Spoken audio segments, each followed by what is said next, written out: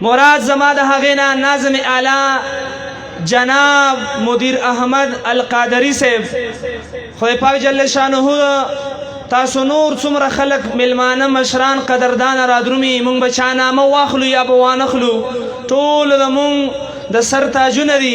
رب کریم د تاسو دغه راتګ په ډېر څه قبول او منظور فرمایي زه د بیان دپاره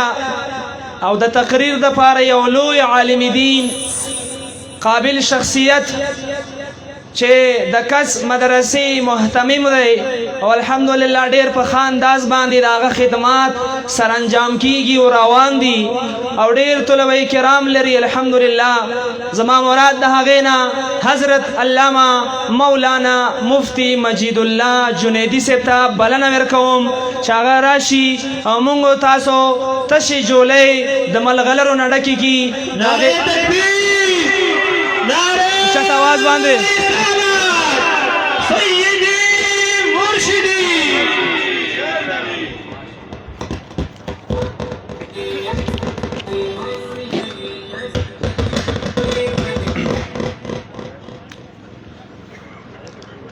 الحمد لله رب العالمين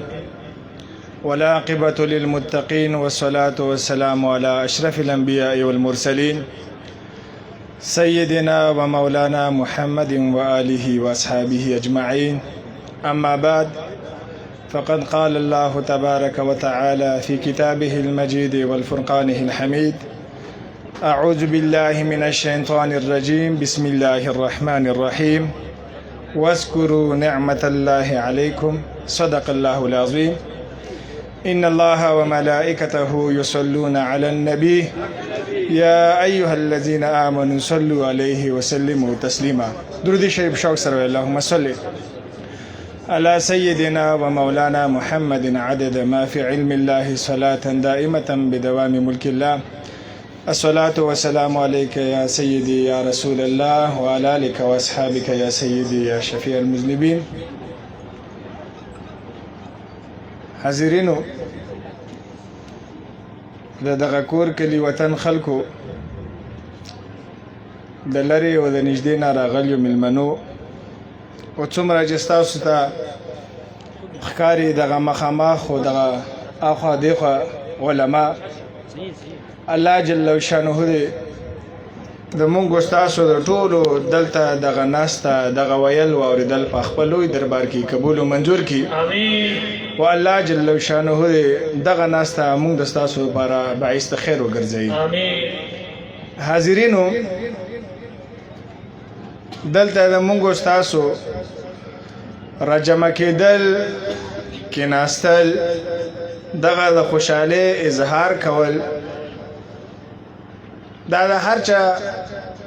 نه په برخه کېږي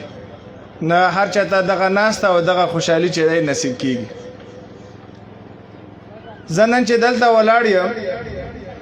دا زما خوشقسمتي ده چې په دغه مجلس چې د حضرت رسول الله صلی الله علیه و آله وسلم مبارک سره تعلق دی زما ته پکې د یو دو دریو خبرو مکمله شوه دا زه د ځان دپاره خوشقسمتي ګڼم حاضرینو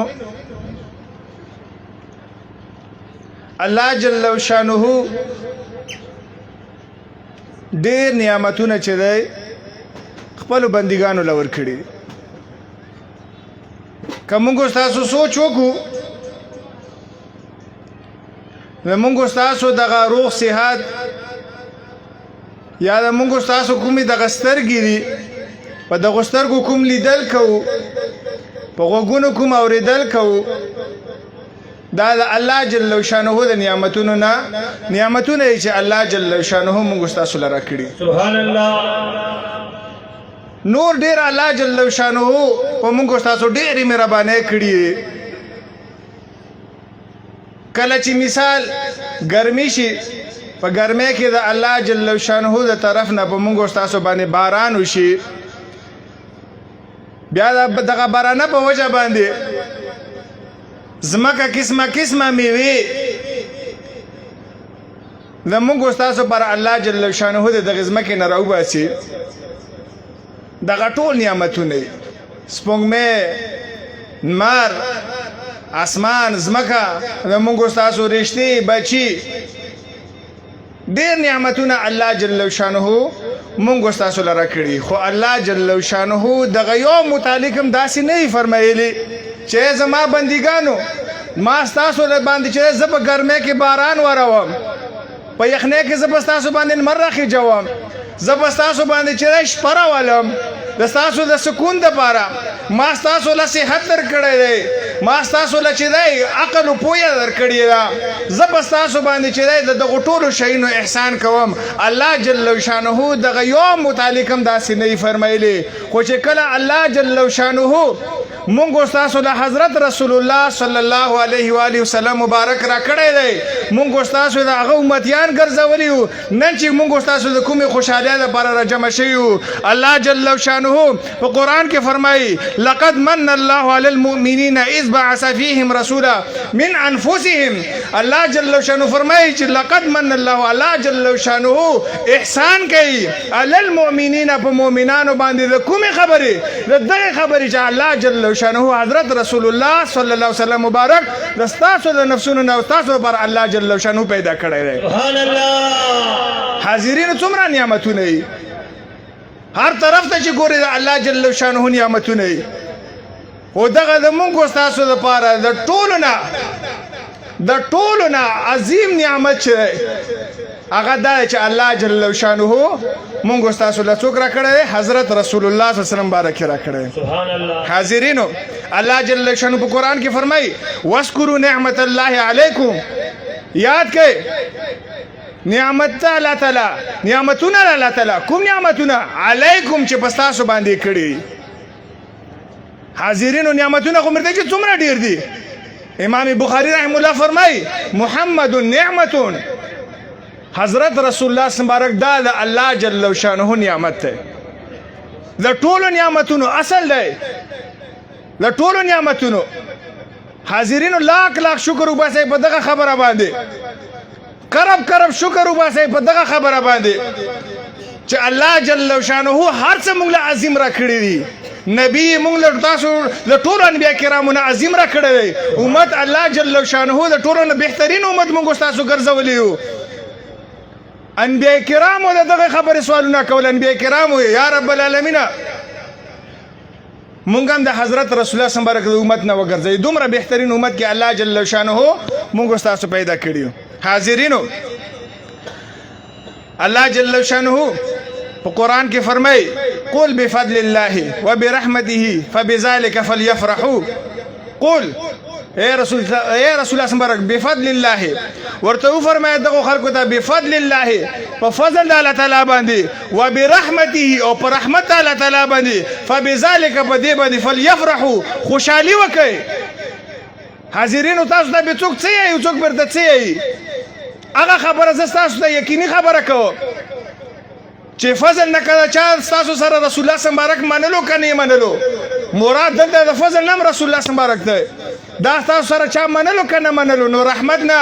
رسول الله صلی الله علیه وسلم مبارک دی الله جل شانه پر رحمت باندې خوشالي وکړي رحمت در سره چا ونه منلو نه الله جل شانه فرمایي وما ارسلناک الا رحمتا للعالمین مونږ ته نه لګلې کله ګلې د عالمینو لپاره رحمت هم لګلې نعره تکبیر نعره رسالت سیدی مرشدی مفتی مجید الله جنیدی صاحب حاضرینو الله جل شانه په قرآن کې فرمایي واشکروا نعمت الله شکر ادا کړئ نعمت الله تعالی د الله تعالی د نعمتونو شکر ادا کړئ امام سیوطي رحم الله فرمایي مستحب دی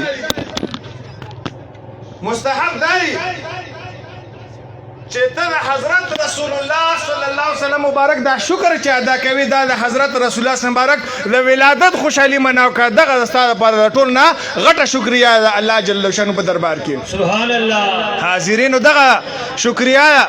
چې مونږ تاسو دغه شکریا لپاره را جمع شوي یو چې تاسو ته ما دا خبره وکړه چې دا خوشحالي او دا شکریا الله جل شانه د هر چا په قسمت کې نه لیکلي زه یو خبره بل تاسو ته کوم اعتراضونه ډیر د خلکو کیږي حاضرینو چې دا چا بچای شوی دی د خپل بچي خوشحالي مناو کړې ده، عقیقه یې کړې ده. عقیقه هغه ته وایي چې کله یو ماشوم پیدا شي و د هغه د کور خلک د هغه اومه ورځ باندې یا 14مه یا 20مه ورځ باندې کومه خوشحالي کېږي دا خلک راغونډوي حلاله وکړي، دغه ته عقیقه وایي. چا به د ملسي کړي وي، چا به د زوی کړي وي، چا به د وراره کړي وي، چا به د چا کوم کس کړي وي، چا به د چا کوم کس کړي وي. هېڅوک هم داسې نشته چې خپله عقیقه یې کړې وي. داسې څوک شته چې خپله اومه کړي وي؟ ځواب راکوو. داسې څوک شته چې خپله اومه کړي وي؟ هېچا هم نه کړي. خو حضرت رسول الله صلی الله علیه وسلم مبارک، حضرت رسول الله مبارک چې دغه رسول الله مبارک عقیقه وکړه خو پس د نبوت نه. رسول الله مبارک د نبوت ملاو شوی دی 40 کالو په عمر کې. خو رسول الله مبارک چې خپله عقیقه کړې، حدیث مبارک داسې چې عقه رسول الله مبارک عن نفسه بعد النبوه، رسول الله مبارک د خپل نفس د طرف نه عقیقه کړې او پس د نبوت نه. خو حاضرینو په دغه امام جلال الدین سیوطي رحم الله فرمایي چې دا عقیقه چې وه دا د رسول الله مبارک ولا یو ځل شوې وه چې هغه عبدالمطلب رضی الله تعالی عنه مبارک کړې وه چې دا د رسول الله مبارک نیکه و، هغه دا عقیقه کړې وه. په دویم ځل باندې عقیقه نه کېږي. رسول الله صلی الله علیه وسلم مبارک چې پس د نبوت نه کومه عقیقه کړې، کوم ګډ حلال کړی، دا حضرت رسول الله صلی الله علیه وسلم مبارک د خپل د ولادت خوشحالي چې ادا مناو کړې ده. حاضرینو چا مناو کړې د خپل ولادت خوشحالي؟ څوک شته په ستاسو کې چې وایي چې زه په دغه ورځ باندې شوی یم راشه چې زه خپله خوشحالي چې دی مناو کړم، خپله عقیقه وکړم؟ هېچا هم نه کړې. خو حاضرینو حضرت رسول الله صلی الله علیه وسلم مبارک چې دی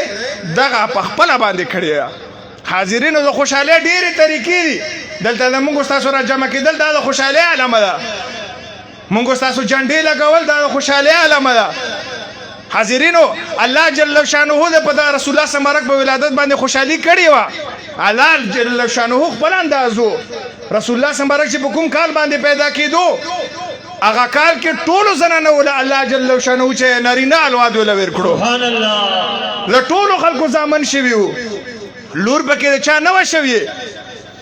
الله جل شانه ټولو خلکو له زامن ورکړو ځکه چې بچي زوی ته خلک ډېر خوشحالېږي د لور په نسبت سره. چا لور نه وه شوې، دا د الله جل شانه دا طریقه وه. حاضرینو امینه رضی الله تعالی عنها مبارکه فرمایي رسول الله صلی الله علیه وسلم مبارک پیدا کېدو ما 3 جنډې ولیدې چې یوه په مشرق لګېدلې وه، یوه په مغرب باندې لګېدلې وه، یوه د خانه کعبې په چت باندې لګېدلې وه. چا لګالې وې دا جنډې؟ څوک وو؟ مشرق له څوک رسېدل، مغرب له څوک رسېدل؟ جنډې چا لګولې وې؟ حاضرینو دا د الله جل شانه چې فرشتو ته حکم شوی په مشرق یې ولګوئ، په مغرب یې ولګوئ، او د کعبې په چت باندې ولګوئ. سبحان الله. حاضرینو موږ ستاسو جنډې ولګوو، جنډې ولګوو. هر یو کس چې تصویر تی وباسي سره کرخه تی تاو کی فیسبوک لا ویر کی دغه په ځای باندې که یو 10 روپۍ چې دی چا لا ویر کړی وای نو ډېر به ښه وای. په دغه ځای باندې که یو 50 روپۍ چا لا ویر کړی وای غریب یې بیکار شوی وای. حاضرینو هغه ټایم کې چا ونه ویل چې کله الیکشن شي لکونه جنډې لګېږي، لکونه جنډې د هر کور په دیواله باندې چې دی د هر یوه امیدوار جنډه لګېدلې وي، سرام لګېدلې وي، شنام لګېدلې وي، سپینم لګېدلې وي. هېچا هم دې کرخطا ونه کړه چې دا جنډې څه نه لګېدلې دي. که چېرته همداسې یو هغه راغی جلوس راغی، جلسه یې راغله، قسمه قسمه جنډې خلکو لګولې وي، دا چا ونه ویل. خو که په حضرت رسول الله صلی الله علیه وسلم مبارک د ولادت د خوشحالۍ په موقع باندې ستا یوه جنډه ولګوله، په کور ده ولګوله، یا چې په جلوس کې راووتې. حاضرینو هر یو کس چې دغې ته جوړ وي دا جنډه څه له لګېدلې وه، دا بې غریب له ویر کړې وای، دا بې فقیر له ویر کړې وای. خو افسوس دغو خلکو له، افسوس دغو خلکو له چې د رسول الله مبارک د ولادت په موقع باندې زناورو یو بل له مبارکي ورکړه. زناورو سبحان الله، زناور یو بل له مبارکي ورکړه. حضرت رسول الله مبارک پیدا شوی دی، رحمت للعالمین پیدا شوی دی، د دواړو جهانو رحمت پیدا شوی دی. هر طرف ته خوشحالي، هر طرف ته خوشحالي. حاضرینو هر طرف ته خوشحالي. که خفو څوک خفو؟ ابلیس شیطان خفو. حاضرینو دغه مجلس کې څه کېږي؟ په دغه مجلس کې دغه ابتدا د چی شي نه وشوه؟ د قرآن کریم د تلاوت نه وشوه. د قران کریم د تلاوت نه وشو پسې نادخوان صاحب راوچه شو د رسول الله صلی الله صفات یې بیان کړو زه د رسول الله صلی الله صفات بیانوم زمانه پس چې دا هغه به راوچتېږي هغه به هم د رسول الله صلی الله صفات کېږي څه شی دی په دغه شریعت خلاف څه شی دی څوک به ورته د بدعت نسبت کوي څوک به ورته د ناروا نسبت کوي څوک به ورته کومه خبره کوي څوک به ورته کومه خبره کوي حاضرینو کله موږ تاسو په دغه طریقه باندې را جمع شوي رسول الله صلی صفات باندې خپل زړونه خوشاله وو دا میوه طریقه ده رسول الله صلی روژه نیولې ده دا یې میوه طریقه ده حاضرینو رسول الله صلی ګډ حلال کړی دی دا یې میوه طریقه ده که حاضرینو موږ روژه نشو نیوی ګډ نشو حلالولی ته کېنه په خپل کور کې د خپلو بچو سره کېنه په رسول الله صلی باندې درود ووایه دا میوه طریقه ده حاضرینو درود نشي ویلی څه ده چې په وس کې وي څه ده چې په وس کې وي ښایسته د یخو اوبو کټوری راډکه د کور مخې ته کېنه څوک در باندې تېرېږي ووایه چې دا صدقه زما د رسول الله صلی په دغه ورځ باندې پیدا شوی و ستا دغه طریقه ده و الله جل شانه له موږ ستاسو نیتونو ته په دې باندې ګوري حاضرینو خبرې ډېرې نور علما کرام چې دی هغه به هم له دې نه پس بیانونه کوي اول د الله جل شانه زماله او بیا ستاسو ټول الله جل په دغو خبرو باندې عمل کولو توفیق را نصیب کړي واخر دعوانا ان الحمد لله رب العالمین